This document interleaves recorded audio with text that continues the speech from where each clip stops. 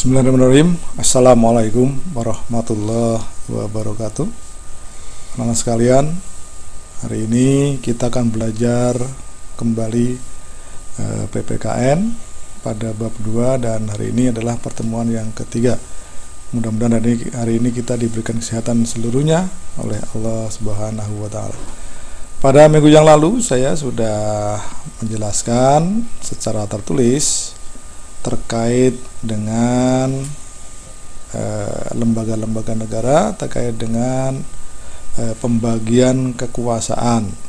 Yang kemudian saya memberikan tugas kepada kalian, lembaga-lembaga negara mana saja yang di dalam Undang-Undang Dasar 1945 itu yang termasuk di dalam kekuasaan eksekutif, kekuasaan yudikatif, dan kekuasaan legislatif.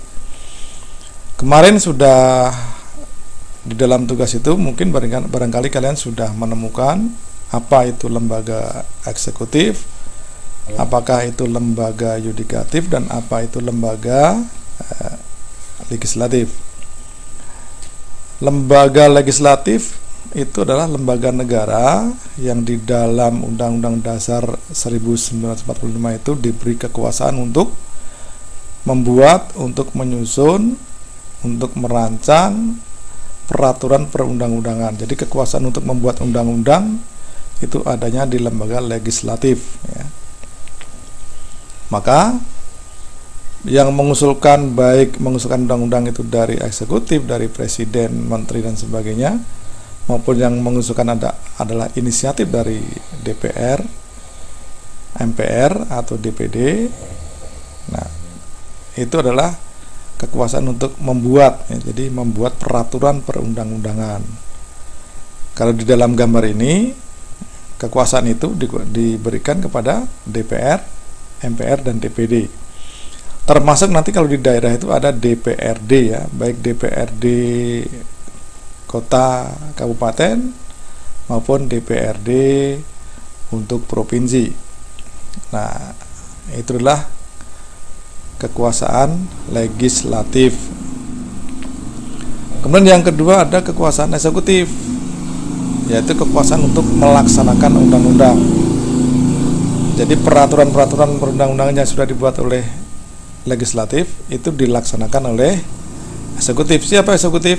Ada presiden, ada wakil presiden, ada menteri-menteri, ada Dewan Pertimbangan, ya, ada TNI, ada Polri, ada Bank Sentral, ada KPU, dan banyak sekali yang semuanya eksekutif, mulai dari tingkat pusat sampai tingkat daerah. Ada bupati, ada gubernur, ya, ada wali kota. Nah, itu semuanya eksekutif dengan seluruh perangkat-perangkat yang dimiliki oleh eksekutif. Nah, itu punya kekuasaan apa? Kekuasaan eksekutif, yaitu melaksanakan peraturan perundang-undangan. Kemudian yang ketiga ada kekuasaan yudikatif yang menegakkan peraturan perundang-undangan, menjadi pengawas, ya, ada Mahkamah Agung, ada Mahkamah Konstitusi, dan ada Komisi Yudisial.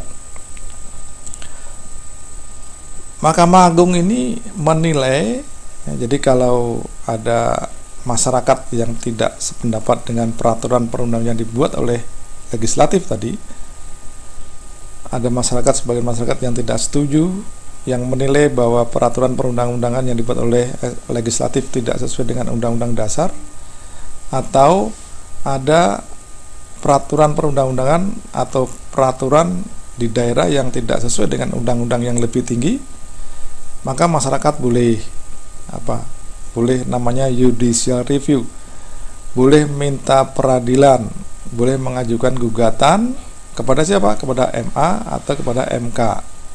Nah, Mahkamah Agung atau Mahkamah Konstitusi ini adalah lembaga yang diberi kekuasaan untuk mengawasi, untuk menilai apakah tindakan-tindakan eksekutif ini sudah sesuai dengan undang-undang atau belum. Nah, kalau ternyata ada peraturan perda dan sebagainya yang bertentangan, yang tidak sesuai dengan undang-undang yang lebih tinggi, maka kita boleh mengajukan kepada Mahkamah Agung.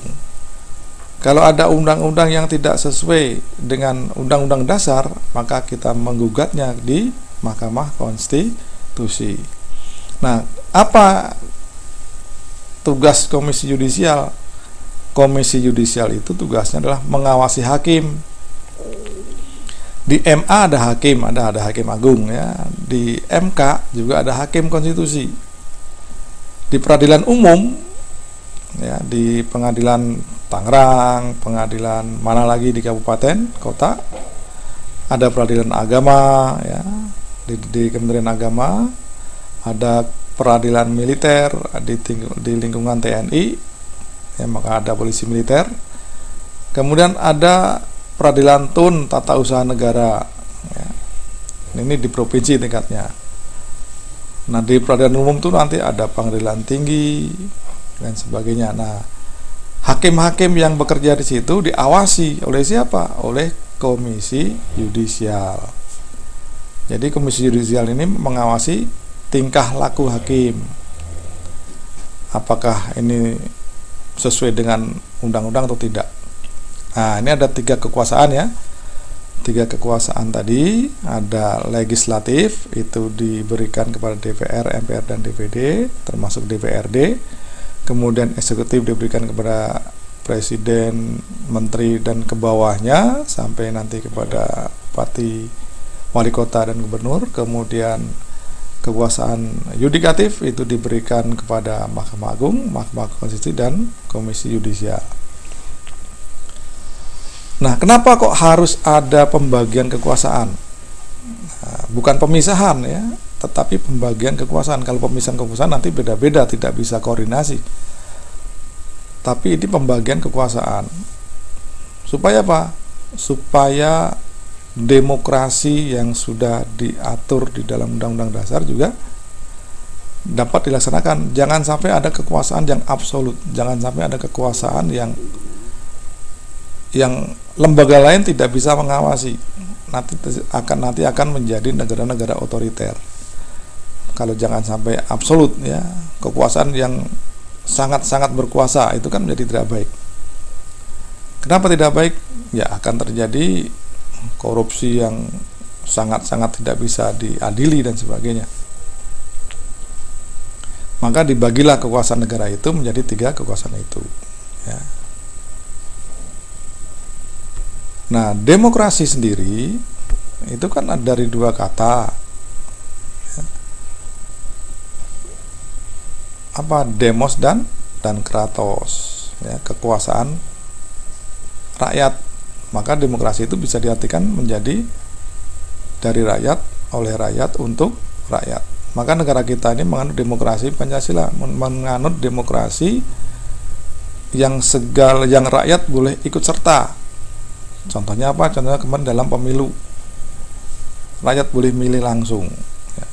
Walaupun dulu ya, pada zaman Orde Baru, demokrasi itu demokrasinya tidak langsung, karena yang memilih presiden dan wakil presiden itu adalah MPR.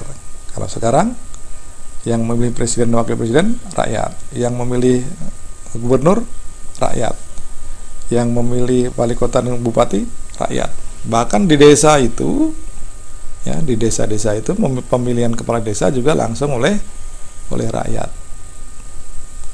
Tetapi demokrasi akan berjalan dengan baik kalau ada prinsip nomokrasi. Apa nomo aturan, norma ya. Jadi ada kekuasaan rakyat tetapi harus melalui nomokrasi ya, kedaulatan hukum, kedaulatan aturan. Demokrasi yang tidak pakai aturan ya kebablasan ya. Maka kedua-duanya itu, baik demokrasi maupun nomokrasi, harus dilakukan dengan baik. Nah itu ya.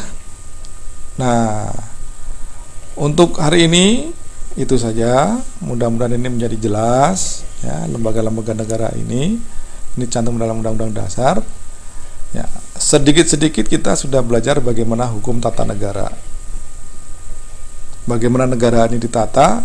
Tentu saja aturannya ada di dalam Undang-Undang Dasar 1945.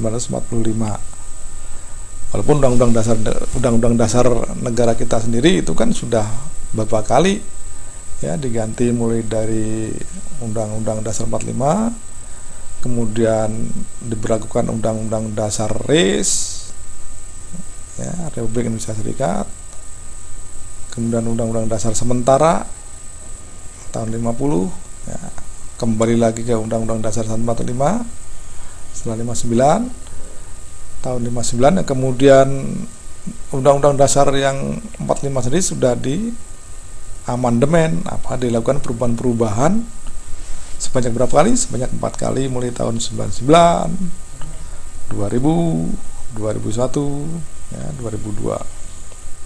Maka berlakulah Undang-Undang Dasar 1945 yang saat ini. Ya, itu saja. Nah, untuk tugas hari ini silakan Anda cari apa sih ciri-ciri atau asas-asas, ya, ada prinsip negara demokrasi, ada ciri-ciri negara demokrasi yang harus dilakukan oleh sebuah negara sehingga negara itu disebut dengan negara demokrasi. Kan tidak semua negara demokrasi, ya. Kalau semua negara demokrasi, ternyata kan tidak semua negara itu melakukan menjadi negara yang demokrasi. Nah, apa prinsipnya, apa ciri-cirinya dari negara demokrasi itu? Silakan dicari di buku, silakan cari di internet, kemudian ditulis, ya, silakan nanti dijawab di Google Classroom ini. Ya, itu saja. Terima kasih. Assalamualaikum warahmatullahi wabarakatuh.